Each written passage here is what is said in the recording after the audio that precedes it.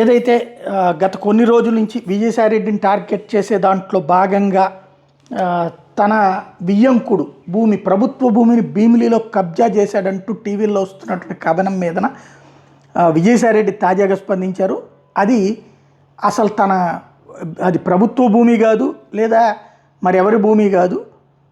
Telugu Desam party తరపున ఇప్పుడు ఎవరైతే పార్లమెంట్ సభ్యుడు భరత్ ఉన్నారో వాళ్ళ నాన్నగారి దగ్గర నుంచి కొన్నటువంటి భూమి, ఆ భూమిని ఏదో ప్రభుత్వ భూమి కబ్జా చేశారన్నటువంటి కోణంలో ప్రొజెక్ట్ చేసుకొస్తున్నారు అన్నది గుర్తు చేస్తూ, అదే గతంలో అయితే గీతం దగ్గర దాని గురించి మీరు ఎవరన్నా రాశారా? అక్కడ ఉన్నటువంటి భూమికి సంబంధించి కోర్టు కూడా ఆర్డర్ వేసింది అది ప్రభుత్వ భూమి అని చెప్పేసి, దాన్ని తీసుకోమంటే కూడా తీసుకోనీయకుండా చేసుకున్నటువంటి సిచ్యుయేషన్. తీస్తుంటేనేమో అప్పుడు మళ్ళీ ప్రభుత్వం మీదన స్టేలు తీసుకొచ్చుకున్నటువంటి పరిస్థితి. అట్లాంటి వాటిని వెనకేసుకొస్తారు, మమ్మల్ని నిందిస్తారా, దీని మీద పరువు నష్టం దావేస్తానంటున్నారు ఆయన.